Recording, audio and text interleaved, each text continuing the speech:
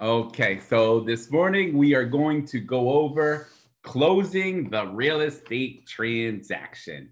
And like I said, we're going to basically discuss these key terms like accrued items, affiliated business arrangement, closing disclosures, closing statements, escrow closing, escrow account, impound account, loan estimates, mortgage disclosure improvement act, mortgage servicing transfer, statement prepaid items, prorations, Real Estate Settlement Procedures Act, surveys, and TILA. So let's talk about some of these things. So the first thing, when we discuss pre-closing procedures, right? The closing mainly involves two events. So what are those two events?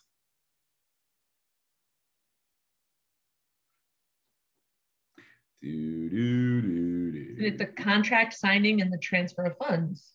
Right? So number one, though, right, we're talking about, well, what are the promises that were made in the sales contract? Were those promises fulfilled? Right? They want to make sure, okay, everything that the seller said that they were going to do, let's say for repairs and so forth, and everything that the buyer said they were going to do, like for instance, come up with that money, right? Has that been done? Right? So that's really the two major things, the two major events that they want you to know. So what is the closing, right? It's really the point at which ownership of a property is transferred in exchange for the payment of the purchase price. Does that make sense to everyone? So you're going to want to make sure, as a real estate professional, what are you doing? Well, you might be maintaining a list. You might be recording tasks that need to take place before the actual closing, or things to avoid surprises. So here's an example. I had a buyer that I told him, we agreed, okay, we're going to give them $4,000, meaning the seller, for a deposit to be able to entice that seller to accept the agreement. And the seller signed it. And I said, okay, great. Well, can you write me out the check and send that, and we'll send that over to the actual seller. Well, instead of $4,000, he wrote me out a check for $5,000. So I called him up. I said, hey, instead of 4,000, the agreement says 4,000, not 5,000. He's like, well, I've been thinking about it. I really want to put down 5,000 instead. So I said, well, it might confuse things. So what do I need to do? I needed to send an email, not only to the seller to let them know they're going to be getting 5,000 instead of 4,000. I needed to also follow up with the lender. I needed to also follow up with the attorney and make sure that everybody's in the boat on this. And now, probably again, 5 or 10 days before the closing, when everything starts occurring, the final documentation and so forth, what do I need to do if I want to be a good real estate agent? I need to follow up with everybody again, say, hey, I know it says $4,000 in the purchase and sale agreement, but remember, the buyer actually put down 5,000, right? So that's might seem like a minor thing, but guess what? There's a lot of people, they might not make that follow up. And then at the last minute, is everyone going to be scrambling and confused? And then maybe your buyer somehow in a weird way loses $1,000? Yeah. Right. So those are kind of some of the things that you have to be aware of, like, oh my gosh, let me, make sure I'm following up with things. Let me make sure I keep a list of things that need to be done before the closing. All right. So what are the buyer's concerns? Well, both the buyer and the buyer's lender, they want to make sure that the seller can deliver the title that was promised. Okay. They want to make sure that the property is in the same condition it was when the buyer and seller agreed to the sale. They want to make sure that they do that home inspection, right? Now, do you have to do a home inspection? When you buy a property, do you have to do a home inspection? No, not necessarily. But you should. Right? So yeah, it's not like a law. It's not like a rule. It's not like, for the most part, the lenders are not going to require it. Now, some lenders, depending on the loan program, they might require a pest inspection, right? Or a wood destroying insect inspection. right? But they're usually not going to require the general inspection. But of course, as real estate professionals, to make sure that there's no conflict of interest, to make sure that that buyer knows we're looking out for them the best way possible, we should be recommending one, right? So what else do the buyers might be concerned about according to your yellow book?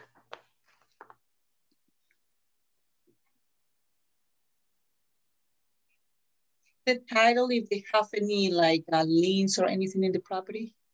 Right. So they want to make sure, the buyer wants to make sure, well, are there any liens on or encumbrances on this property that we don't know about, right? Has anybody put something on here at the very last minute? Right. So here's the story of this woman. She was a seller. Maybe some of you have heard this story, and this is where things get a little bit crazy. This woman, so I was representing the buyer. She was this young lady, very nice, very kind of timid, like a little bit, you know, very nervous about, you know, this is her first time, single mother of 2 children buying a home. I think she had 2 children. That's what I'm trying to remember. But anyways, I think she had 2 or maybe 3 children. So single mother buying a home, kind of timid, kind of nervous. Well, right from the start, you know, we, even when we were trying to set up the showing to go look at the property, we heard that the seller was giving everybody a hard time to go look at the property. Then we made an offer on the property. We had to probably go back and forth like 4 times, 5 times, because the seller was being, you know, very, very tough on things. Then when we did the inspection, the seller was being tough on things. I mean, there was a lot of negotiating, right? So as you can probably imagine, things are running late quite often because people are bombarded, especially the lenders. So we all show up at the closing, and the attorney for the buyer, for the attorney's buyer, or the buyer's attorney, comes into the office and says, "Oh, I'm so sorry. You know, we just got word from the lender that they're still not ready. We're not going to be able to fund the loan. You know, they don't even want to sign any documents. We're going to have to meet." And I think it was a holiday weekend or something. But the next time, this was like a Thursday or Friday, we're going to have to do the closing on Tuesday. So this seller, this older woman, got up, her face was red, and she was screaming, "I knew you guys weren't going to be able to close this house. I'm putting it back on the market." And, you know, and she walked out, stormed out.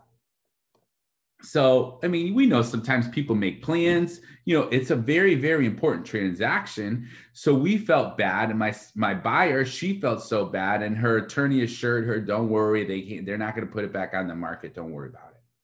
So now we show up at, you know, Tuesday morning, 10:30, 11 o'clock or whatever it was, in the office. I'm a few minutes early. So I go to the attorney, "Hey, we ready to close today?" He's like, "We're not closing." I'm like, "Dude, you got to be kidding me." And he's like, "Yeah." I said, "Well, why?" He's like, "You'll find out. You'll find out." Right. So I'm like, oh no, what is going on? So now everybody shows up in the office, the seller, the seller's attorney, the buyer, me, and the buyer's attorney, right? And so now the buyer attorney says, "Well, it looks like we're not going to be able to close again today." And the seller was like, "What? I swear to God." And she started screaming right at the young lady, "You're not buying this house. I promise you this right now." And so now I was about ready to say something like, "Lady, calm down." But the buyer's attorney chimed in. He's like, excuse me. We're actually not closing on this house because we understand that during the inspection, there was about $4,000 worth of electrical work that needed to be done." And we were all like, "Yeah." And he's like, "Well, seems that since last Friday, the electrician went into the town hall and recorded a lien on the property because that wasn't paid for, which was supposed to be paid for by the seller." And the seller looked up and said, "What?" And he's like, "Yeah, ma'am, I understand that you didn't pay the electrician." So her face got the reddest that you can ever imagine. And she stormed right out of the office. We never saw her again. In fact, when we did have the closing like 3-4 days later, but she didn't show up. I guess she pre-signed the documents with the her attorney. So you see, people do try to do some. Now, I don't know if she did it on purpose or not, but she didn't pay this electrician, which aggravated this electrician so much. And the electrician knew that the house was going to close at any time. And so the electrician put a lien on the property. So those are the kind of things that can and do happen. You know, and lastly, of course, you want to make sure the borrower, under buyer's concerns, that they are doing a thorough inspection of the property before the final closing. And that's called the what? The final inspection or the walkthrough, right? And usually the buyer's agent will walk through the house with them and just kind of make sure, okay, nobody came in here and stole the copper pipes, right? No one came in here and sprayed graffiti all over the place, and the heat is still working and the hot water is still working and so forth. Now, the next item says survey. So do buyers have to do a survey before they have the closing? I don't think they have to, but for what I read, I guess everybody should. Well, it seems logical, but you know what the interesting part is that the vast majority, right? The vast majority do not.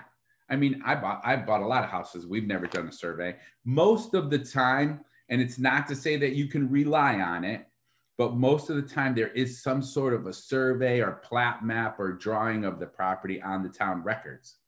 So most of the time people don't do a survey, and, you know, a survey can cost you anywhere between, you know, $900 to $2,000 or more, depending on the size of the property around here in Connecticut, right?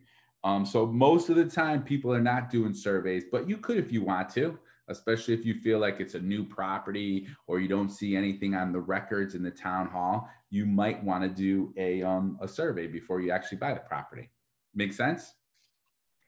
With my last house, after we moved in, we never did the survey, didn't think anything of it. And our neighbors, who we had become friends with, were outside talking one day, and we had these like wood beams on the edge of the driveway. Right. And one of them had moved. So we were adjusting it, and the neighbor started laughing, and I was like, what's up? She goes, the people that lived there before, the old lady used to go out there when she thought nobody was around, and she was gradually moving those beams further and further over, trying to widen her driveway into the other people's property, thinking that nobody was ever going to notice. So we're like, all right, you know what, let's go and we'll do a survey, see what it actually should be. She had moved these beams a good 2 feet over to widen the driveway by an additional 2 feet into these other people's property. And nobody would have known if it wasn't for the fact that she got caught, but they were like, she's older, nobody cared. They didn't realize it had been like a good 2 feet of land that she had moved over. Wow. Yeah, you do have to be careful, because there are people out there that are going to try something a little bit sneaky like that, just to gain a couple more feet on their driveway. Hey, I mean, if you think about it, you can let her, you know, plow and shovel that part of the driveway for you, but you still own it. Well, and you don't think 2 feet is going to add up to be very much, but when you figure the length of the driveway and then the 2 feet wide, it adds up over time. Oh yeah, definitely. Definitely. All right. So remember, you know, you don't always, like Cammie said, you don't always want to just rely on the plat maps or an old survey. You know, sometimes you might get out there and start measuring things. And even then, if you have some sort of something that you want to, you know, argue about type of thing, like, you know, you want to confirm, you might have to get yourself a new survey, right? You might have to get the latest and greatest survey in order to bring somebody to court or even to review something with a title company. All right, title evidence. So what are we talking about when we talk about title evidence, right? We're talking about that the property, okay, the title or opinion discloses everything. Like we said, does it disclose all liens? Does it disclose all encumbrances, easements, conditions, restrictions on the property, right? And so we're going to learn, even in the red book, that, you know, we're basically going to be working on getting an attorney's opinion of title, a statement of the quality of the seller's title, and making sure. Now, that's not a guarantee of things, right? But like we talked about, there's really different things that need to be produced in order to say, okay, this is a marketable title. You know, there needs to be an abstract of title, which we talk about. And in an abstract of title, what does an attorney do? Well, we're going to go over that in a little bit. And we're going to talk about, well, how far back do they have to go? And then we just talked about the certificate of title, where the attorney's opinion of title, right? Now, we also, when we talk about basically people buying a property, we might need to make sure we're getting a payoff statement. So what is a payoff statement? Who knows? What's a payoff statement?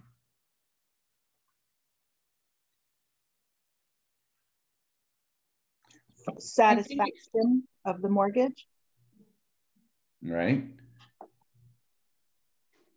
Okay. And so what is it going to do? Well, the payoff statement is basically going to say, hey, here's the amount of the unpaid amount of the principal. Here's how much the person still owes.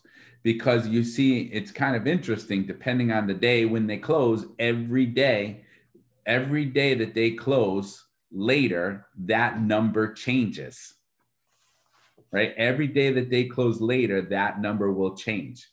And so that's important to understand. It might also have what's the interest due on the date of the proposed payment, right? Is there a fee for issuing the certificate of satisfaction, or what we might call the release deed? Okay. Are there any credits to the seller for tax or insurance reserves, or the amount of any prepayment penalty? Right. And most of the time we don't see that there's a prepayment penalty, but could it happen? Yes. Right. It's not impossible depending on what type of loan. We just don't see it most of the time in residential loans today. Okay. Now, what if the buyer is assuming the seller's existing mortgage loan? The buyer needs to make sure that they know the exact balance of that loan. Right. And so usually we're going to have someone who's a closing agent. Right now, when we talk about a closing agent, who is usually that person? The closing agent. Is it attorney? And most of the time, who's attorney, at least customarily around here? From the bank or wherever you're getting the mortgage. Right. So, well, technically, it's usually the buyer's attorney, and they take on that role as the closing attorney because they're helping out the buyer. Right. And so they're going to have more work to do, and they have to make sure, okay, they're examining the title commitment or the abstract. They want to make sure that there's no new liens on the property. They might even have to do a second search, right, which is also called a bring down, made after the closing and before any new documents are filed. The seller may also be required to execute an affidavit of title. So what's an affidavit of title?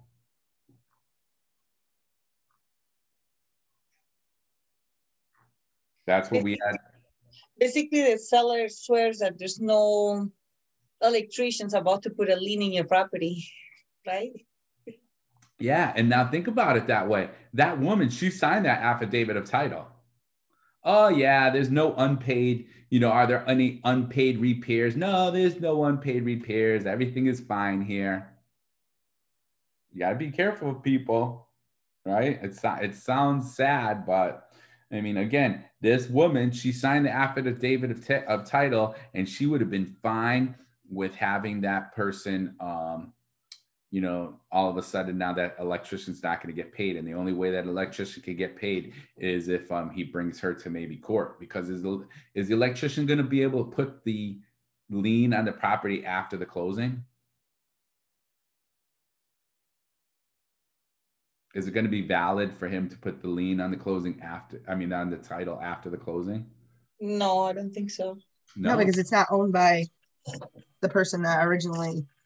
That's right. So the only way that electrician can pretty much, maybe some attorneys would give you other ideas, but from our understanding, the only way is that that the electrician would have to bring that original owner or the previous owner there to court. And that might be really hard, right? And the electrician was smart to get it on there so fast. Yeah. Yep. And so, you know, it's kind of interesting when things like that happen because it's basically showing karma. You know, as far as I'm concerned, that's what it's showing. It's showing karma that, you know, this woman was such a mean person and she was trying to get over somebody, right? Now, what's the seller's concerns? What's the seller's concerns when we talk about closing the real estate transaction? Money. Right? So the seller wants to make sure they're getting payment for the property. They want to make sure all the funds are completed for the sale, right? They want to make sure that there's not going to be any problems with getting those sale proceeds. Make sense? Now, real estate professionals' role at the closing. So it's kind of interesting. It kind of goes back and forth. It depends on so many things now. But generally speaking, in 2020, 2021, we don't usually go, most of the time, we don't go to the closing anymore. You know, it's dependent upon how people feel, meaning the paralegal, the attorneys, the sellers, the buyers. The majority of what's happening, at least around here these days, is that the seller's meeting with the seller on the side, the buyer's meeting with the buyer, and then the two attorneys meet. And the real estate agents are available by email, by phone. And I would try to make sure that I'm available at all times, right? Especially if an emergency comes up. Now, once in a while, can we go to the closing? Yes, but it really depends on so many different things as to if the attorney even wants us to be there, because some attorneys still don't feel comfortable. In fact, when everything got really hot and heavy, they were meeting people out in the parking lots. You know, they would like go out to the parking lot, or the paralegal would basically run out to the parking lot, give the paperwork in between the window to the buyer. The buyer was in their car signing things, and then giving it back. There was a lot of crazy, weird things happening. You know, so right now, the biggest thing as a real estate professional is that you want to make sure you're there for support. You want to make sure, especially when it comes to a buyer, because buyers are, you know, sometimes a little bit nervous about making this big move, that you are involved and that you're there to help, but you might not be physically there, right? Because it could be like pretty stressful for everybody. Make sense? All right. Lender's interest at the closing. What's a lender going to want to make sure they're doing?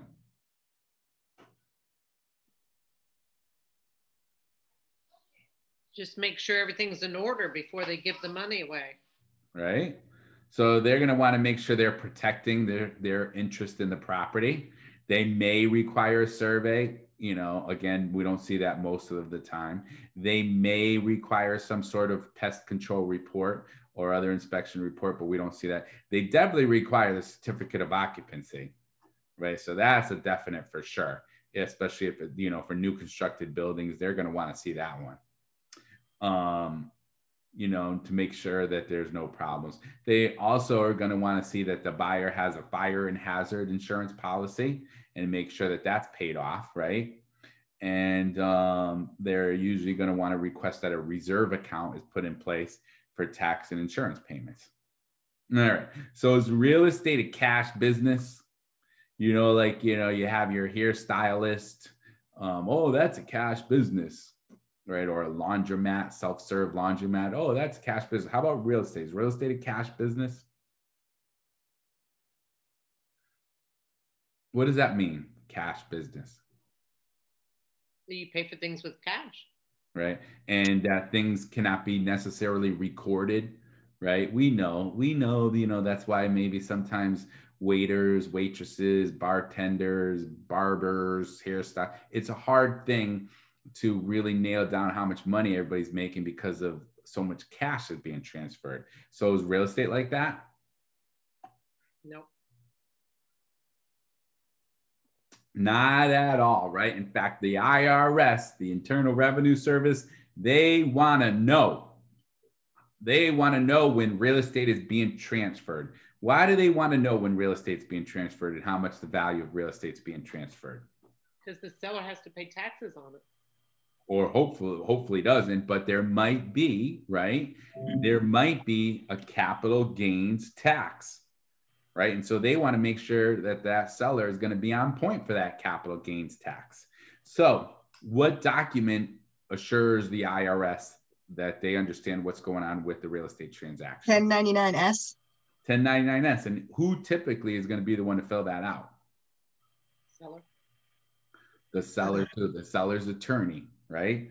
The seller's attorney is going to be the one that's going to basically record that, report that form to the IRS, right? Make sure that the seller's social security number is on there and that it's sent over to the IRS. Make sense? All right. So customarily speaking, depending on the scenario, they might call the closing the settlement and transfer. They might call it passing papers, right? Again, when the buyer and the seller never meet, sometimes they'll call that, right, basically closing in escrow, right? And that's usually what we see a lot, where the buyer and the seller usually don't even meet these days, right? Not like the good old days where we would have a face-to-face closing for everything almost all of the time. Now it's kind of like, I don't know, I'm just going to make it up, like 10% of the time we'll have a face-to-face closing where everybody's there.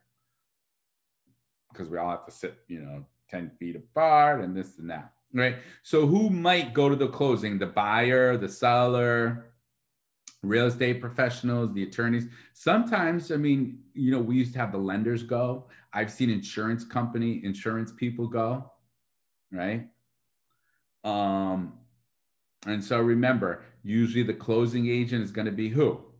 It's going to be somebody from the lender and usually the buyer's attorney around here, generally speaking. And they're basically going to have the exchange, right? They were going to be where all the parties have the necessary paperwork and that everybody has signed off and all the documents are basically recorded in the correct order to ensure continuity of the title.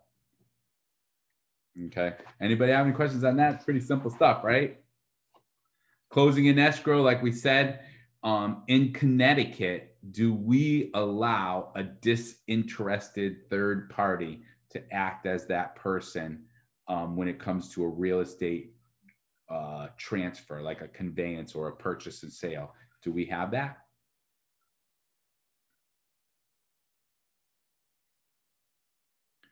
What's it say in your red book?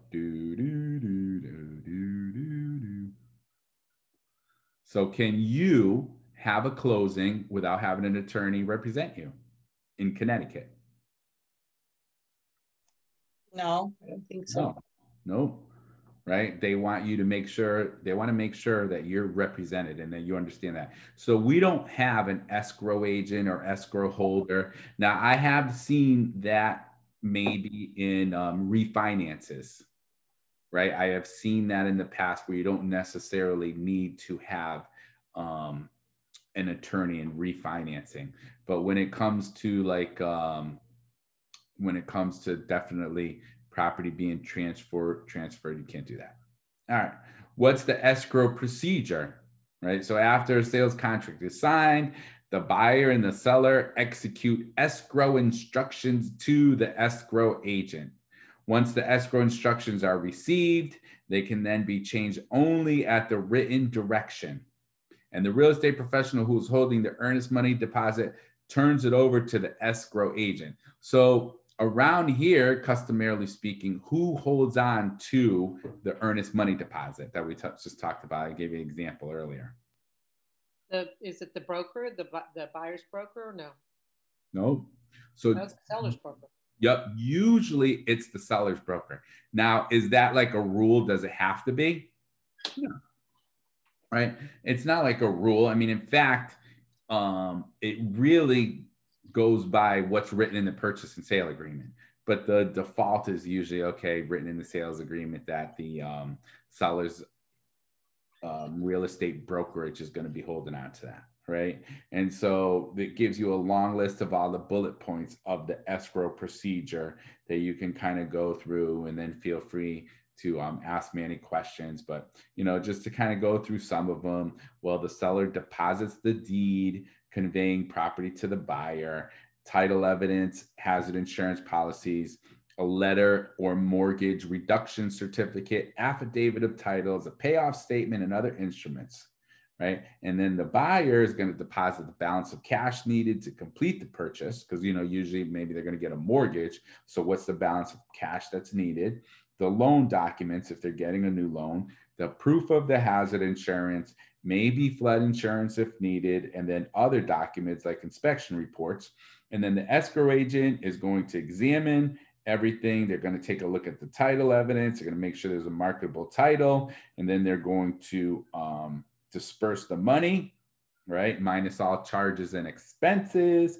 And then they record the deed. And if there's a new loan, they also have to record the mortgage or the deed of trust. So who has questions about that? I know I just kind of went through it quick, but it's pretty basic, you know, two different parties. One's doing all their paperwork, one's doing all their paperwork, and then that disinterested third party will get everything together, review everything, and then disperse it as needed. All right, what's RESPA all about? What is RESPA?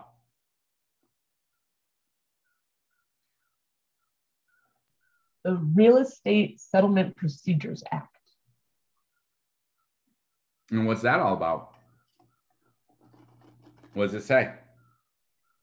It has something to do with like the disclosures, like what the law requires. Okay. It's the federal law that requires certain disclosures to consumers about mortgage loan settlement. What do they want to make Thanks, Brooke. sure? I couldn't find it. There you go. What do they want to make sure that's not happening? Like some of the things that are not happening. What are they trying to prohibit? What are they trying to make sure that how they're helping the public? What's the biggest thing?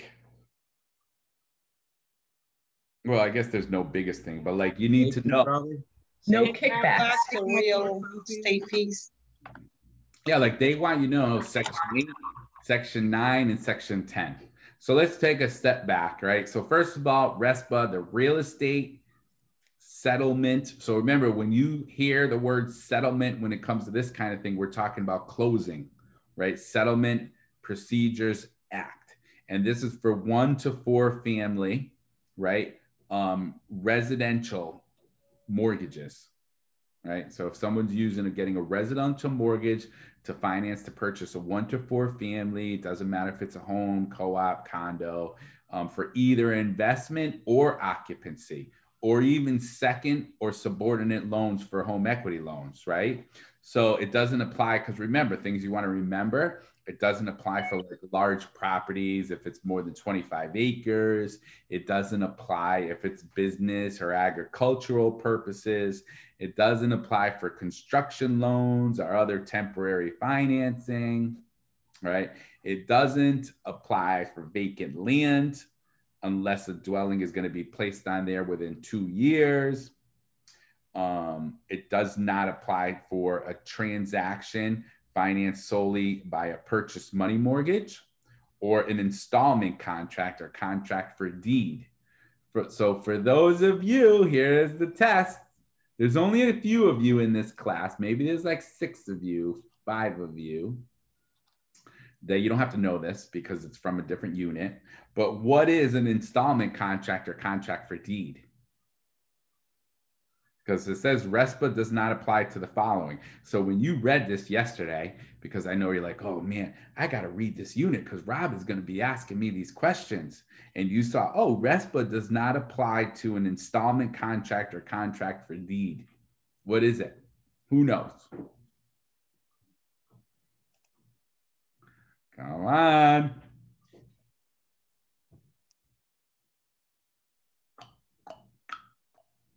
It's not owner financing, right? No. It is owner financing. It is? Yep, it's 100% owner financing. Now, again, we're not talking about rent to own. We're talking about right from day one, They are your bank. The seller is the bank. But does the deed convey into the new buyer's name? No, right? No, right? Not until it's fully paid off, whatever amount of money is owed. Okay, so you need to know that because you're going to learn that in another unit. And there's been quite a few of you who have been through that unit that talks about it, an installment contract or contract for deed, right? So remember, one question, what happens if the seller dies, you know, and he's the one who's you're paying towards that person? What happens if... Well, hopefully, you know, you have a written document and it would be based upon their estate, who's ever handling that. Yeah, so you will have to send the money to somebody else. So yeah, that's gonna... Yeah, yeah. Just like if, you know, I don't know, you had your loan with ABC Bank and they go out of business or something. It's not like you could say like, oh yeah, ABC Lending went out of business, and so now I don't have to pay the loan. That loan's going to go to 123 Lending now. You know, that money's got to be paid off sooner or later somehow. All right. So RESPA is going to prohibit these certain practices, right? So number one, Section 8 is the wonderful world of kickbacks and fee splitting, right? So, well, what does that mean? That if someone is not working on the loan, they can't get paid. And if they don't have the licensing, they can't get paid. So like years and years ago, when I was doing mortgages, I did mortgage for like 6-7 years, you know, I had to have a mortgage license number. And we had a list of like, okay, here are the 32 things that happen within a transaction for a mortgage. And we had to do, I don't remember the exact number, I'm just kind of making it up right now, but we had to verify that we did at least, let's say 12 of these things in order to receive money on that transaction. Because if we couldn't verify that we were actually working on the loan, we weren't able to get money from it. Make sense? And so they have penalties for that. Section 9 prohibits the home seller from requiring that the buyer purchase title insurance from a certain company. So like, you know, your seller can't say, oh, well, you have to get title insurance at this company, this particular company, or you have to use this attorney. You know, if you want me to sell you the property, you have to get title insurance from this company or use this attorney, because it kind of creates like a little bit like of a conflict of interest. And then number 10, Section 10, prohibits the lender from requiring excessive escrow account deposits for like taxes and hazard insurance. So, I mean, there was a time where, you know, there were banks, especially after the mortgage crisis, they wanted like 4 or 5 months of escrow. And so half the people, you know, that was one of the big things, that people couldn't afford to get the mortgage because they didn't have all this money saved up, right?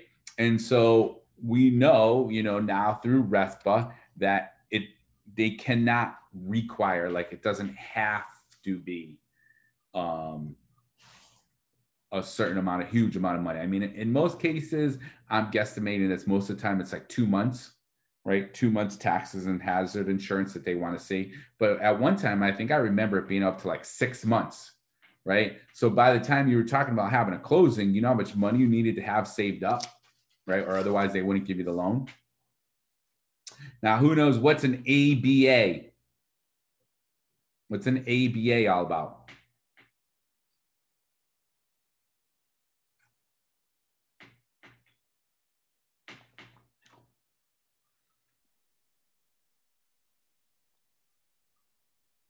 We're playing poker today. It's like package, and it's like where I don't know who does it though. Oh, the mortgage broker, where they put a big package together of everything, I guess, so it's not so confusing. Right. So, to me, I think this is awesome, but the government is nervous about it. And I used to do this. So like years ago, again, this is, you know, 15, 20 years ago, used to be able to come to me and I'd be able to help you get the mortgage, buy the house, and even get the insurance, right? Because I had all 3 licenses. So I'd be able to help you do all 3, right? But, and I can tell you very straightforwardly, I think I helped out a lot of people, because I would tell people, listen, you know, I'm going to make my bread and butter. I'm going to make really my money that I need to live on getting paid on the real estate, which means that I can get you a better deal on the loan and on the insurance. And it worked out great. However, right, maybe the government feels like it's conflict of interest, right? And you can still do it. You can still do it, but you have to make sure that the person is, meaning the borrower, the client, is signing all kinds of disclosures and disclaimers. And if you're doing, which that's a majority of my business, somebody's doing a government related loan, like an FHA or VA loan, they can't usually be the mortgage person and the real estate agent, right? And so it's kind of like, oh man, there's so many things that came up that I stopped doing it. But remember, it's affiliated business arrangement where you might have one company to help streamline the process to make it easier. They're going to maybe help with the real estate, maybe the title insurance, maybe being the mortgage broker, maybe they own a home inspection company, a moving company, and they're able to do all these different things easier for the person, right? And they still allow that, but look at all the different things. RESPA permits an ABA between a real estate brokerage and mortgage company or other settlement service provider when there is a 1% or more common ownership between the companies, and there's a the customer is clearly informed of the relationship, when participation is not required. So you cannot demand that they do business with these different companies or different services, and other providers are available, and that the only thing is a return on the ownership interest. You know, there can't be like fees exchanged for referring business, because then that becomes an issue. So who has questions on that? ABA. So don't most like larger brokerages, like I know Berkshire Hathaway has a mortgage, has an insurance company. How does that, you just recommend it? Well, see, the wording of what you just said is kind of, that's the tricky part of it. So do they have one, or are they affiliated with one? Are they related to one? So what we do as an example is, you know, we make it clear that we are affiliated with a mortgage company, an insurance company, and we have a disclosure, and we say, hey, listen, if you decide that maybe you want to do one of these business with one of these companies, you know that we're, I guess, technically related or affiliated with each other, and here's how much the rates are. Right? But it's not like maybe they own it outright. You know, it has to be distinct businesses. They're not, you know, they're not like in the same place all the time. And it doesn't have to be, it can't be like, oh, well, if you want to buy this house, you have to do business with this mortgage company or this insurance company. So we basically have just a real quick disclaimer. And I mean, I can have somebody use their mortgage company. I can have somebody, you know, or the mortgage company that Berkshire Hathaway is affiliated with, the insurance company, the moving company, right? But I don't make $1 from any of that stuff. I can't make any money from it. Make sense? And it's like that with almost all the companies that are out there these days, you know, any of the larger ones anyways. So who has questions on that sort of thing? No one? All right. Other RESPA requirements, right? RESPA prohibits the lender from requiring the borrower to deposit funds in an escrow account that exceeds certain limits, like we talked about, right? There has to be a mortgage servicing transfer statement. So what is a mortgage servicing transfer statement? What's that all about? Mortgage servicing transfer statement.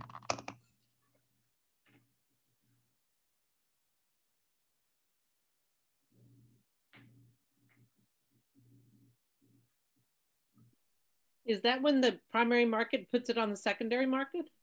No? Well, kind of, not really. It's really, I would guesstimate, I would say more like it's like primary market to primary market.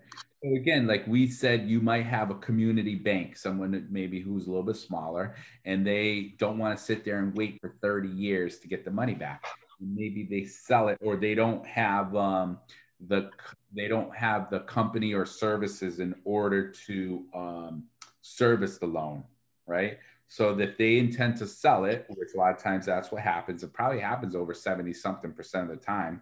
They sell it or assign the right to service the loan to another loan servicer, right? That loan servicer must notify the borrower within 15 days before the effective date of the loan transfer, including the name and new address and the 1-800 numbers. And they can't be, the borrower can't be penalized if within the first 60 days they send it to the wrong address, which I guess is good to have, right? All right. What's TRID? TRID. What's TRID?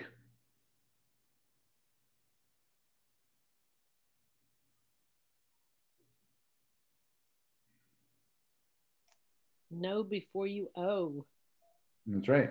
Mortgage disclosure documents, right? The TILA, which is, Truth in Lending Act dash RESPA, right?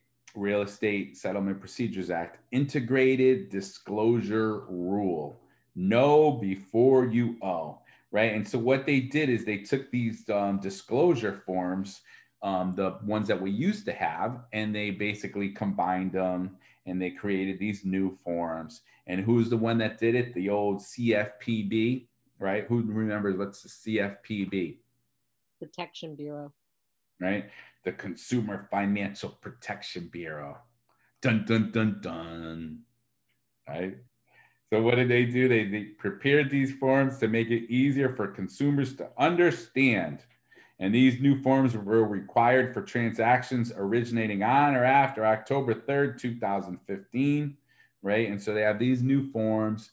And the first one is called the Loan Estimate Form, which is not a bad form, right? I mean, some people aren't used to using it or seeing it, but I mean, by now they are if they haven't been in the real estate business. But in the beginning, people were not so happy with it or in love with it, right? And so it's going to highlight the information that historically, has been important to people, important to consumers. Again, it's going to have the interest rate, the monthly payment, and making sure that the closing costs are clearly presented on the first page. Okay. And it has to have the exact language as specified by the old CFPB, make it easier for borrowers to compare loan conditions from one lender to the other. All right. So when we talk about that loan estimate form, right, we're talking about making sure that all the costs are on there. And so they want to make sure that they divide these fees or costs into 3 different categories. So who knows, what are the 3 different categories? No tolerance. You got it. No tolerance. What else? 10% tolerance. 10%, and then unlimited. So these 3 different categories, basically you have to think about, okay, they're talking about from in the beginning when you apply for the loan, right? In the beginning from when you apply for the loan. Now, when are you supposed to get this loan estimate form? Who remembers? When are you supposed to get it?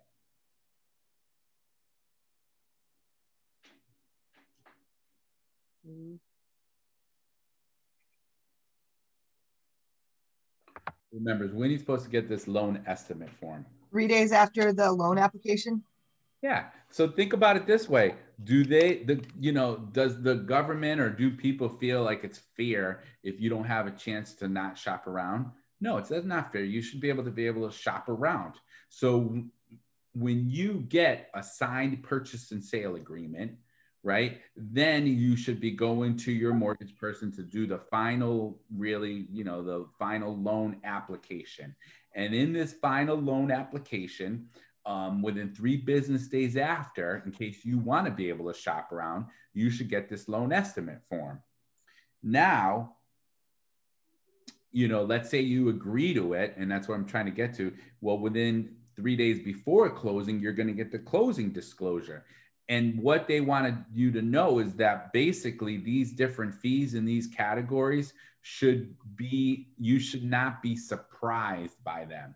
So the first one, meaning no tolerance, let's say within 3 business days after you do the mortgage application, they say, okay, it's going to cost $250 for processing, right? And it's on your loan estimate form. Well, 3 days before the closing, what should it say?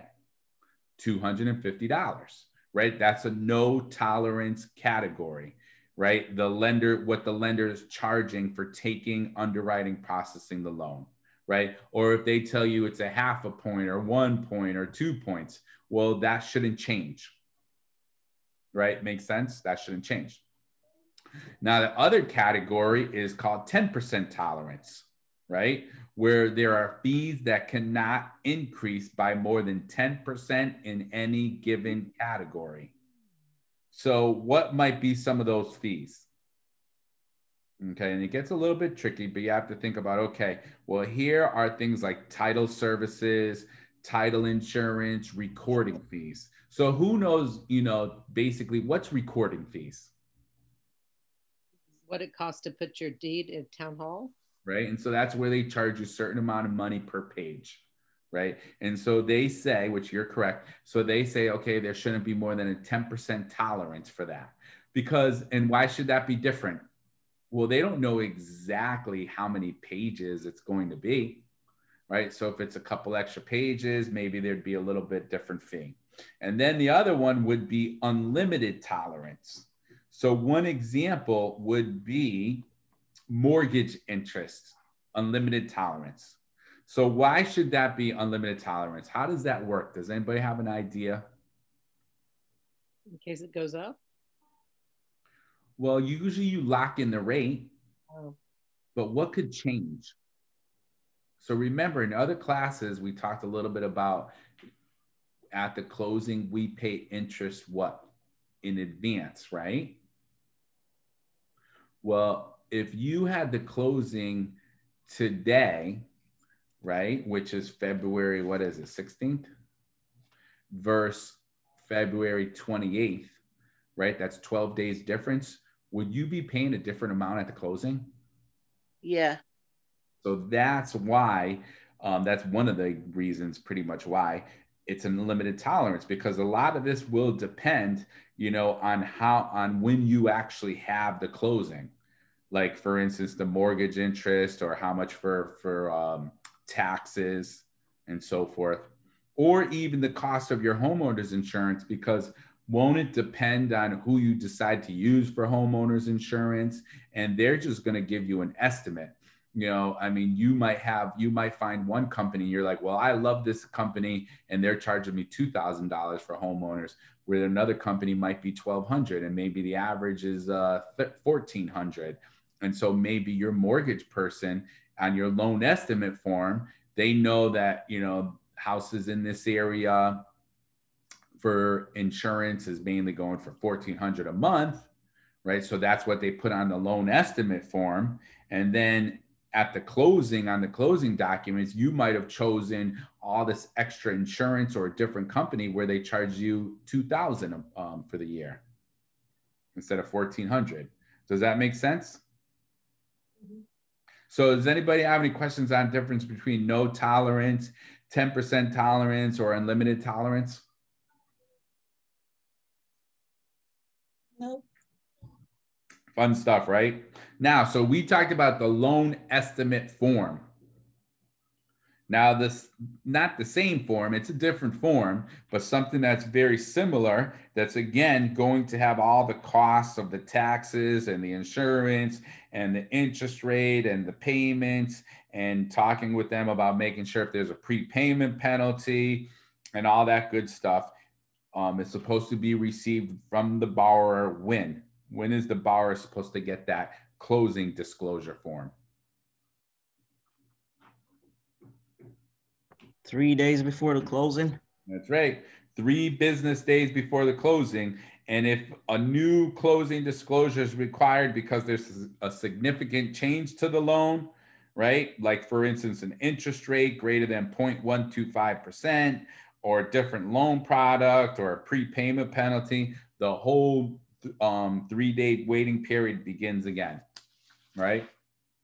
And so you could see here in your book, right? Here's some, oops, it's not coming out too good right now, right? But here's the example of the loan estimate documents. And so if you were to even put in Google, you know, hey, give me the loan estimate form, right, for mortgage estimates, they're going to come up with it, and you can like kind of take a look at it. So if we were to look at that, that's a couple of pages long. And then you'll also see there's the closing disclosure, right? So it's not like you have to necessarily do this in your exam, but like if we were to look at this, does anybody have it in front of them at all? Or not really? Because I know it's kind of hard for some people. Does anybody have it? So if anybody has it, like for instance, what's the interest rate that Mary Jones and Michael Jones and Mary Stone are paying? Anybody know? 3.875. Right, 3.875. And how much are their closing costs? $9,712.10. Yep. So that's their closing costs. And then cash to close, which, you know, that will include the other fee, includes all the closing costs and the loan costs and everything else, how much they have to actually bring, and the remaining amount of their down payment is technically $14,147.26. And you can see here on the next pages, I mean, we don't really have to get too deep into it, but here's, you know, the origination charges. Here's the services that the borrower did not shop for, like maybe the appraisal fee, or the flood monitoring fee, or the tax status research fee. Here's the services that the borrower did shop for. And I'll have in here like the pest inspection or the title fees and so forth. Then it has in here prepaids, which we're going to talk more about those in a little bit. You know, for instance, paying up front the homeowner's insurance, or the MIP, the mortgage insurance premium, right? They don't have anything actually in this example for that. And then payments at closing, homeowner's insurance, property taxes, and so forth. So does anybody have any questions on these two documents? Just take some getting used to as looking at it. And really, as a real estate professional, do you get a copy of this most of the time? No, maybe not. No. Most of the time, we don't even look at this, right? We don't even really get too much involved with it. So, I mean, you know, we should be familiar with it. It's nice to know it, but are you supposed to be the expert? No. Really, your mortgage person should be the true expert about this document. Okay? Just to clarify, the loan estimate form, we should have it 3 days after the loan application, and the closing disclosure form 3 days before closing. You got it. Okay, thank you so much. Yep. All right. So the wonderful CFPB, right? They made this booklet together for you, right? As the borrower, your home loan toolkit must be provided by a creditor to a mortgage applicant as part of a loan application process. Right. And so, again, this is a document. They probably will basically just email it to you as the loan borrower. Right. We talked already about prohibiting the payment of kickbacks or unearned fees. Right. And that you can't get paid when there are no services actually rendered. How about the Mortgage Disclosure Improvement Act, the MDIA? So who knows what is that? The Mortgage Disclosure Improvement Act.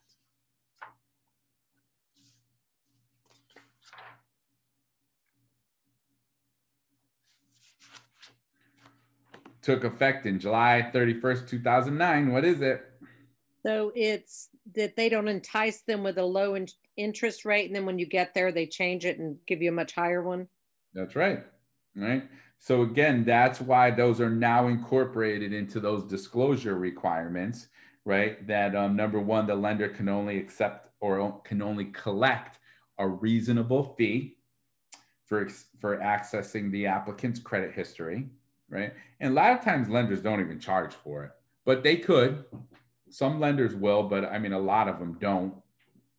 But I mean, you know, if you work with, like, say, an example with me, right? I'm going to get to know what you're about, ask you to, you know, basically talk with me about letting me represent you to be a real estate broker. And then I'm going to have some deep discussions with you. And I might not even put you in touch with a mortgage person, start running your credit and doing all these things. If you tell me you're at a 450 credit score, or that you owe this money, that money, the other money, I'm going to do what? I'm going to talk to you about what? Your credit, and talk about credit repair and so forth. I mean, I have had a couple of mortgage people like, oh man, Rob, you're the best. You know, when you give us a referral, it's basically a slam dunk, because I don't want to waste other people's time, right? You know, I want to tell, and I want to help people, and I don't want to put the client on the roller coaster ride. The worst thing is for a real estate agent to be like, oh yeah, well, yeah, that sounds good, and then just pawn you off to the mortgage person when they know, I mean, you know, you told them you have a 510 credit score, and that you have this in collections and that in collections. Well, what sense does it make to have the mortgage person talk with you when you can't get a mortgage, right? So it's a waste of everybody's time. What's that? It's a waste really of everybody's time and resources. And it gives the client like a false sense of like, oh yeah, I'm gonna get a house, you know, and that's not nice. That's not fair. So, you know, you want to make sure you're doing things the right way, getting in touch with people, understanding what they're all about, right? And so there's all different types of ways of handling that. But anyways, so remember, basically the Mortgage Disclosure Improvement Act was kind of put into place along with the closing documents. All right, so let's talk about this whole thing about these closing statements. Right. And this is where there's some math that comes into play and people get a little bit nervous about things, but we got to understand the basic concepts first. So remember, like we looked at those closing documents, expenses should be itemized, right? They're going to be itemized to the exact amount of cash, right? To the exact amount of cash required from the buyer and the net proceeds to be paid to the seller, right? And so we're basically going to have prorated items. So when we say prorated, what are we talking about when we say prorated? Are there items that have already been charged and they need to be given back, the payment back? Well, basically these are items, right, that they've been prepaid by the seller and that the seller should be reimbursed. Like taxes, maybe they paid quarterly and you have to pay part of that back. That's right. Full oil tank. I had to pay back for the oil. That's right. I couldn't believe it. And the town taxes. So the oil is kind of interesting, right? Anybody ever hear of the story about the oil man?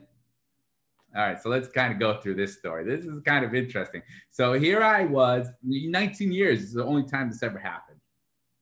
And it was interesting to me because what I realized is that people who have, this happened about 9 years ago. And one of the things that kind of was coming to my mind is not to say rich people are bad, not to say rich people are stingy, because I really don't believe they are. And if you think rich people are bad or rich people are stingy or they're, you know, whatever negative, then you're never going to be rich, just so you know that.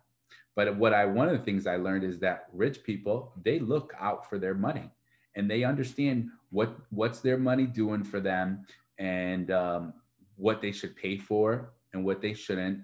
And I think they look at that a lot closer than maybe people who don't have money. So I had this gentleman, he's buying this big, beautiful home. It's like a $500-something thousand home in Southington. And in this home were two huge oil tanks. Now, most people, they have like a 275-gallon oil tank in their house. Well, this guy, I think these tanks were like 350. They were bigger than the regular one. And there was also two of them. So they could actually hold like 700 gallons, right? And so now, I don't know if you remember, but there was a time where oil prices, I think it was like around 2009 or something like that, or 2011, where like in the matter of months, the price of oil went way down, right? In the matter of months, the price of oil went way down fast. So now here we are, this person's buying this $570-something-thousand house, and we are getting ready for the closing. And so the buyer calls me up. He's like, hey, Rob, he's like, I just got my closing documents. He's like, they're charging me $3.40-something for oil. And he goes, I'm not paying it. I said, did you talk with the paralegal about it? She's like, yeah, she told me to talk with you and talk with the seller. So I'm like, okay. And so now I called the paralegal and I said, hey, Cheryl, so what's going on? And she says, well, David doesn't want to pay for the oil. And I said, well, how are you charging the oil? I said, does it go by, so remember, this is different everywhere, right? I thought it, and it does tell you in your book, I thought it went basically by market rate, because we're like, why is he paying $3.40 when right now oil is like $2.60 a gallon? And she says, well, the way that we've done it, and I've done it like this for 20 years, is that if the seller can provide a receipt, then the buyer is to buy the oil at the price that the seller paid for it. Right? And so we're talking like that there's 600 gallons of oil in there, and there's a difference of, what was it, 60 cents or 70 cents, which is like 400. It was like about almost $400 or $500, right? That basically the gentleman was going to have to pay. He was going to have to pay about $400 or $500 extra for the oil, and he didn't want to do it. So I called up and she's like, yeah, he doesn't want to pay for it. He wants to pay for it at market price. He doesn't want to pay for it at the price that the seller paid for it.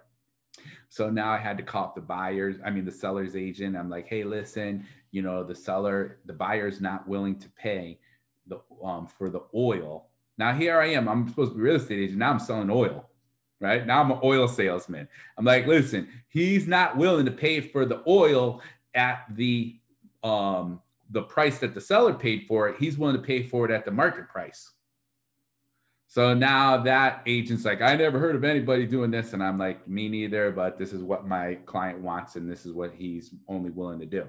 So now we go back and forth. Now my buyer says, listen, you tell him that I'm buying the house. I'm not buying the oil. So he can take that oil and take it out of the tanks and take it with him. Otherwise, I'm not buying the house with the oil. I'm not paying him. And wouldn't you know, we had to get the attorneys involved. So that's how crazy sometimes that, out of 19 years, maybe close to 2,000 transactions, that's how close they get, sometimes crazy. Go ahead. Someone have a question? So when the attorney, sorry, go ahead. No, you just have to tell us the end of the story. Exactly. That's what I was going to ask him. So the end of the story is that he wouldn't budge. The buyer wouldn't budge. And so now the seller agreed to sell him the oil at the market price, because he did not agree anywhere in any documentation that he was going to pay for the oil at the seller's price. It doesn't say that written anywhere. It's just a customary thing around here or around there at that time. Now, in your book, it could confuse you. There's no set rules. And so if it's not written, that's what it is. And so that was the buyer's big thing. It's like, listen, I never agreed to pay for it at your price. As far as I was concerned, I was buying the oil at the market price, just like I'm not buying the house at your price. He even was saying, well, all right, then I'll buy the house at the price you bought for it too. How about I do that too? Right? So it's kind of interesting the way that things will work out. And this gentleman, he's a great guy, but there's certain things, when people have money that I think that they kind of look at like, no, it doesn't make sense to them. And he wasn't willing to budge.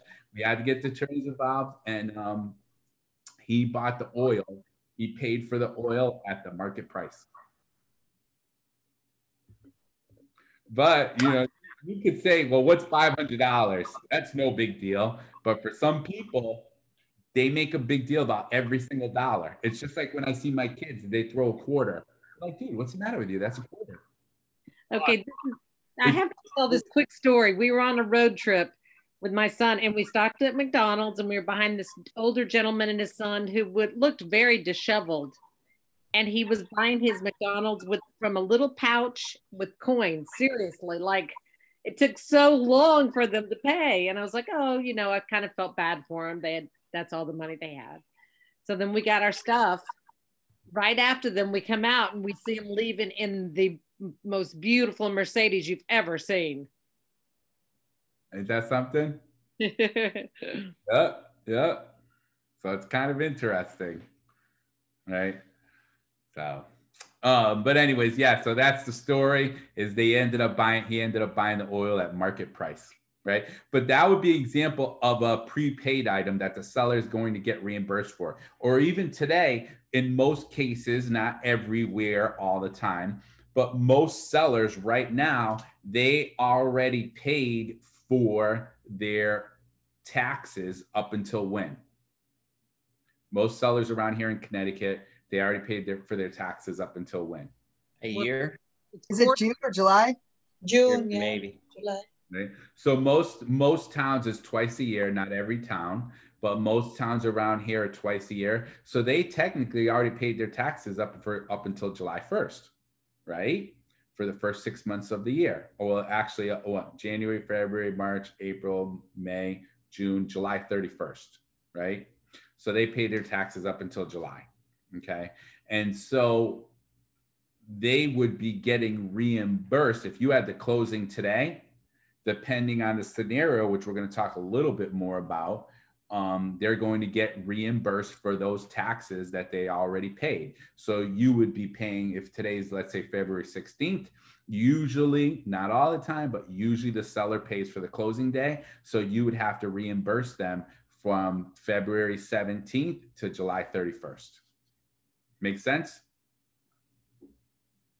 Or June 1st. Why am I having a hard time with that? January, February, March, April, May, June. Yeah, June 30th. I apologize. Doesn't make a difference anyways in this scenario, but you'd be paying them from February 17th till June 30th. You'd have to reimburse them. Does that make sense? All right. Sure does. That happened to me. So I didn't get back the money from the closing from the buyers because I had to give it back. So between the oil and the taxes. So I understand that clearly. Yep.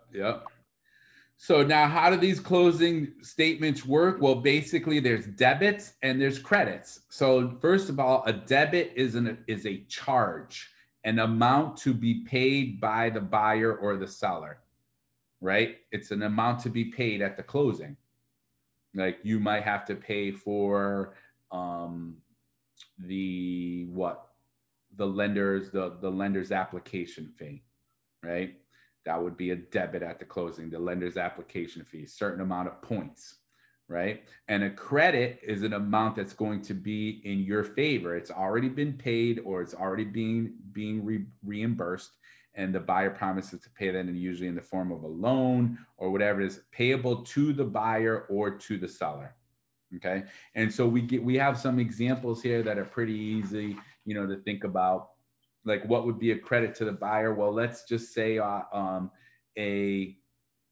tenant security deposit is a credit to the buyer and a debit to the seller, because the seller has to take that money that should have been kept in a separate escrow account from, let's say they have the second floor and the third floor each have $1,000 of security deposit. So that'd be $2,000, and they have to credit that money at the closing to the buyer so that the buyer would be able to take that money. Now, is that money prorated when we talk about security deposit?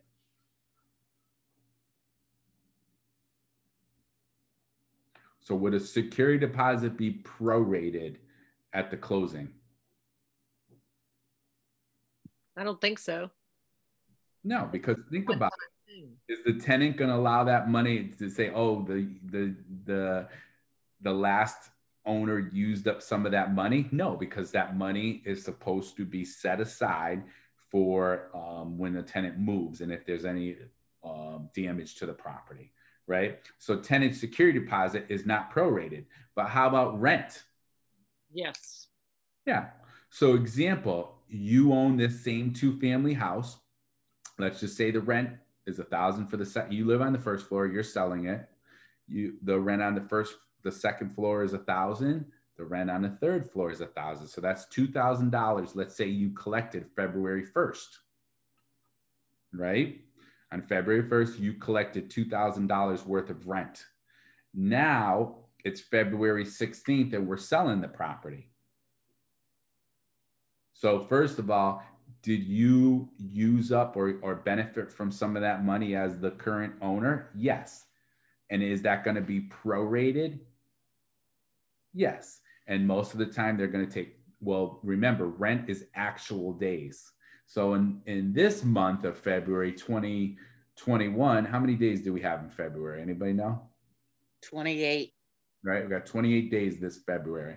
So they would take $2,000 or, and divide it by 28 days and get the amount of money per day. And 16 days of that, if we were to have the closing today, 16 days of that the seller would be able to keep. And the remaining, what does that come out to be? 10, 11, 12, 13, 14 days. The remaining 14 days, it would be a credit to the buyer. Does that make sense? Who has questions on that? Not on that specifically, but I just have a kind of strange question. So when you're putting a deposit down, when you're putting your offer in for your house and you do your deposit, that deposit essentially is applied to your closing. But say it's like a short sale and it's taking forever and it's accruing interest. Is that one of those situations where the interest goes to that state fund, or does the interest get applied to your closing costs as well? Yes. So unless, that's the whole thing about the Connecticut Red Book question, right? Unless stated otherwise in the purchase and sale agreement, that interest is going to go to the state unless it's stated otherwise. But you're talking like pennies. You really are. Even if you had that money in there for you put $2,000 down and you had that money in there for a year. I mean, does it even equal out to be $2? I don't think so. Yeah, it's like it all depends on the way the market hits, I guess. It's it could be pennies or it could who the heck knows. Yeah, I was just thinking with short sales, it could get a little funky. Yeah, the interest rates right now are just so low. It's not going to amount to hardly anything. But it could. I mean, hey. But hey, listen, we got cheapskates out there who are going to look at every little penny and what's going into those closing costs. Yep. Those closing costs. All right. So remember, it's actually interesting you say that buyer's earnest money deposit. What is it? Is it a credit or a debit to the buyer at the closing? Debit probably is removing it. I got confused. Well, remember at the closing, right? That money, let's say, is sitting in the seller credit broker, right? So at the closing, they're going to get that money to be used towards their down payment and or closing costs, but usually it goes towards the down payment. And that's going to be a credit to the buyer. Make sense? Who has questions on that? How about, now let's talk around here. This gets a little bit crazy, but let's talk about the water bill around here in Connecticut in most towns. How do people get billed for water right now in most towns around here? Now it's monthly. Right? So now it's monthly. So if we had the closing today, and how does the bill get assigned? Like if you're an electric light company or for the gas, the natural gas, if you're going to move into this one particular house, how do you get it put in your name? You have to call. You have to call them. How about the water? How do you get the water put in your name in most towns around here in Connecticut? I think it's the same thing because my last house, my name wasn't on the house, but the water bill was in my name. Okay. And if I remember correctly, I had to call. So let's think about it this way. There's a 3-family house. Okay, let's say, or a 2-family or a 4-family. The vast majority, like we're going to say like 98% or 99%. How many water meters are there per one house? So let's 3-family house. How many water meters are there? 3. Did anybody ever rent and pay the water bill? No, it's always just one for rentals most of the time. Yeah. So usually around here, they only go by water meter, and they usually never will put more than one water meter in a house. Now, you might have known somebody from years ago, you talked to the water company and they put 2 water meters, but I'm telling you, usually doesn't happen. Okay. And usually for residential, you cannot put sub meters and charge the renters that water unless it's from the water company that they're willing to do an extra bill. So the way that the water works around here is that it's one water bill per household, and you only get it put in your name by the tax records, right? So when the property gets conveyed, it gets recorded in somebody else's name, and then the water company is also notified, and then they change the billing. Okay, you follow me? Who's got questions on that so far? Because we got to take it to the next step. So does anybody have questions on that so far? Okay, so if we had the closing today and the water bill is in Joe's name, right? Joe is the seller and you're buying the property. Well, they're going to try to get the meter reading for today, but is the water company going to say, okay, let me send Joe a bill up to February 16th. Let me send Joe a bill up to February 16th. And then I'll send Mary the bill, the remainder, like in, let's say, March 1st. Is the water company going to send out 2 bills? No way. So March 1st, who's ever on the town records, they're going to get the water bill. Now, let's just say you're Mary, you bought this house and you're like, why am I paying this whole water bill? I didn't use any water up until February 16th. And this guy, Joe, must have been taking 2-hour showers a day because I can't believe the water bill is $120 and I haven't even used any water. Right? Well, what they did is usually for the day of the closing, they get the meter reading. Okay, you follow me? And they're going to figure out, okay, how much did that person use? How much is the rate? And then the buyer is going to be credited that amount on their closing documents. So they technically got that money of what Joe used for water as a credit on their closing documents. And then on March 1st, when they get the bill, they should hopefully realize, oh, wow. Okay, so I am really only paying for water. Technically, it's for the whole month of February, but I already got reimbursed from February 1st to February 16th on my closing documents when I bought the house. So who's got questions on that? Because that's pretty tricky, isn't it? I never recall seeing any water bill on my closing disclosure. So I'll probably take a look later. I'm thinking there's a couple things that I get slide by every now and then. Well, were you the buyer or the seller? Buyer. And when did you buy the house? What day? It'll be October 27th. So when you got that water bill in November 1st or whatever it was, November 5th, right? Did you get it for the whole month of October? Unclear. Right? Very unclear, because you know what? We were still doing getting the bills quarterly. every 3 months. So it was kind of, I would just leave it alone because every 3 months versus a month right now is ridiculous. Every 3 months used to be cheaper than a month right now. So It seems like when it's they not even worth going. water rates, right? Like water today, believe it or not, and a lot of renters, they don't realize this till you actually buy your own house. Water is pretty expensive now. And it seems like it just feels like water was less expensive when we paid quarterly.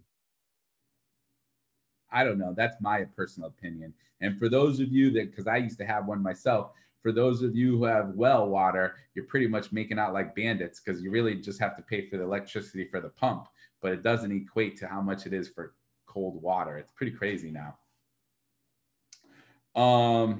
Let's see here. What other ones should we probably talk about? So even the selling price of the property, right? The selling price of the property. What is that? A credit or a debit to the buyer?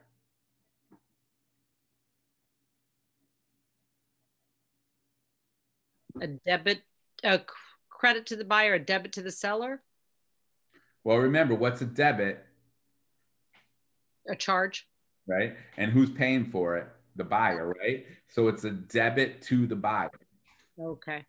Right? And who's receiving the money? The seller. So the selling price of the property is a credit to the seller. Make sense? So even the selling price of the property, a debit to the buyer and a credit to the seller. So you might have to spend a little bit of time on this whole thing between credits and debits because it does get kind of tricky.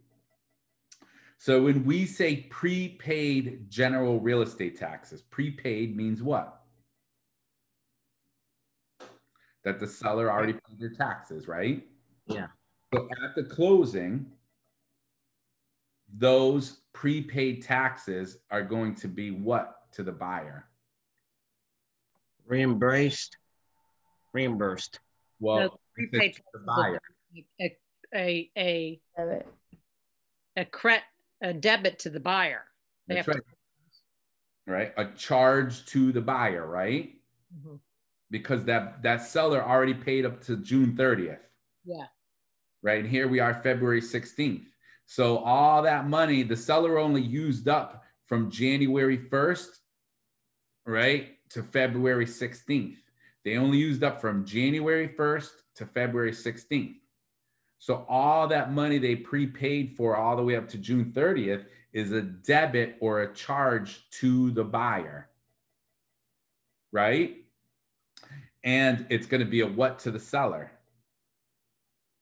Credit. Credit. And is it going to be prorated? Yeah. Yep. I know it gets a little bit tricky, right? It gets tricky. Let's see what else here. So we talked about water charges, we talked about oil, we talked about the earnest money deposit, selling price of the property. How about, let's see here, principal amount of the new mortgage. So here you are, you're buying a house and you're buying it for $200,000 and you're getting a mortgage for $180,000. Okay, you're getting a mortgage for $180,000. You're buying this house for $200,000. You're getting a mortgage for $180,000. So that's the principal amount of the new mortgage. So is that a credit or a debit to you? Debit to the buyer. Right. Well, wait a minute. What is it? It's a charge to the buyer. Right. No, but to the buyer, yeah. So this is where it gets tricky. It's a credit. Okay. The money is going from who to who? Buyer to lender. No, it's going from the bank or the mortgage company. It's going from the buyer, and then the buyer. So here's the tricky part. That money, and I'm happy we're talking about this stuff because it's important that's what all these concepts are all about. That money is going from the lender to the buyer, to you. It's going from the lender to the buyer. right? On the closing documents, that money is going from the lender to the buyer, the principal amount of the new mortgage, because you're signing all these documents so you could get the money so that you can give it to the seller. But you're signing all these documents so you can get the money to give it to the seller. So technically that principal amount of the new mortgage is going as a credit to the buyer. Yeah. Tricky, right? And there is a chart, figure 14.4, that you might want to look at and make sure you really kind of understand it. And if you don't, because it takes some time to really get your mind wrapped around all these, and you might have to go back a couple of times and be like, wait a minute, how is that a credit? How is that a debit? And even if we want to talk about it the next class and so forth, we can definitely do that. But so remember, that principal amount of the new mortgage is going from the lender to the buyer, and it's a credit. Now, does it have anything is it a credit or debit to the seller? Does it have anything to do with the seller? No. No. All right. So it's not a credit or a debit to the seller. Now, how about, we got a few more minutes. How about the seller, right? They still owe $40,000 on the mortgage, right? So they still owe, they're selling this house for 200 grand, but they still owe $40,000. They have to pay off. They have to pay off that existing mortgage. So is that, does it have anything to do with the buyer? Nope. No. Has nothing to do with the buyer. And is it a credit or a debit? Debit to the seller. That's right. A debit to the seller. The seller has to, it's a charge to the seller. They have to pay that off. And is it prorated at all? No, it is what it is. It's whatever it is, right? Right. It is what it is. Yep. Don't you love when people say that? Hey, it is what it is. It is what it is. It is what it is, right? All right, so let's see here. Now, there are these general rules, and again, you're going to have to spend some time on this. There's these general rules for prorating, right? So most of the time, right, they're going to take a look at, okay, well, what are these prorations? Do they have to be divided between the seller and the buyer? Right? Are they going to be shared, or what does it say in the contract? And it could be different in so many different ways. And that's why you have to really be able to like read the question. So again, in most states, the seller owns the property on the day of the closing, and the prorations are made up to and including the day of the closing for the seller. Okay. Mortgage interest, taxes, insurance premiums, and so forth. Those are usually computed on a 360 days in a year and 30 days in a month, right? Unless they say it's going to be actual days. So remember, usually it's 360 days in a year and 30 days in a month, unless they say the basis is going to be actual number of days.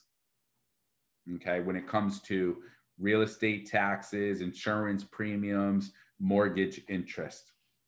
And there's a lot of those questions on the pre-tests, and they have you round it up. I know that caught me up a couple times. Yeah, it can definitely get pretty tricky. Wait, so they don't count the year as being 365 days like it's supposed to? It's only 360? It depends, but when we talk about mortgage interest, real estate taxes, insurance premiums, right? They're usually going to say compute them 360 days in a year and 30 days in a month, unless they tell you to compute them on actual number of days. So you just got to make sure you're reading the question to understand that part. Now, this gets a little bit tricky. We said if you're a borrower, right? If you're a borrower and you're closing on the home today, okay, it's February 16th. Are you paying that mortgage interest in advance or in arrears? It says in arrears. Prayers, yeah. Okay. Don't go by what it says. Because we just said, if we're having the closing today, because this is how it gets tricky. In Okay? advance. Well, here's the point, because remember, technically it's going to be both ways, and you know, we got to talk about it. So here we are, we're having the closing today. You know, Because now, it's after the 15th, they might do it for the beginning of the next month. nope. Oh. Oh, what am I doing here? Let me erase this part here. We're having the closing today. I'm going to start over.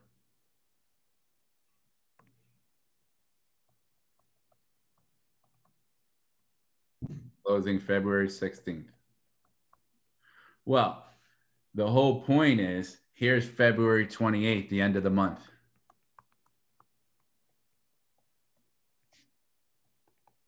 Now, when you have this closing,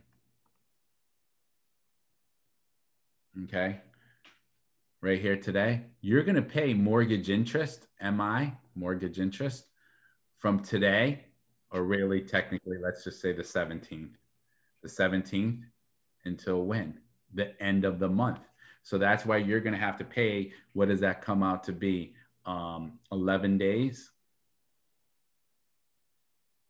right? 11 days of mortgage interest. Okay. So you see how that's in advance? Mm-hmm. But now that's in advance. Does that make sense to everybody? Yes. Who's got questions? Now here we are, it's March 1st. Do you have to make a mortgage payment? No. No, March 1st, you're not making a mortgage payment. And then when it's April 1st, you have to make a mortgage payment, right? And what are you going to pay for April 1st? You're paying For March. for March, and that's why it's in arrears. I see. That's why most of the people, if they don't have a lot of money in their pocket right now, when are they going to want to have the closing? February 28th. So they only have to pay 1 day's worth or none. Because the more days that you close in the beginning of the month, the more money it's going to be. Mm-hmm. Because when you have the closing, it's in advance. Mm. But then at the end of the month, then every month after that, it's always going to be in arrears. So who has questions about that? Because that's a big thing to try to understand and make sure you get. Does anybody have any questions on that? The difference the next, in arrears. Yeah, maybe on Friday, can we do some math on that? Because like figuring out what those 11 days would be.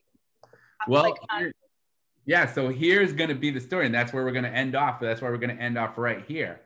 If you come, so remember, our next loop is going to be on, our next class is going to be on Friday, right? And that's where we're going to go over all these proration calculations.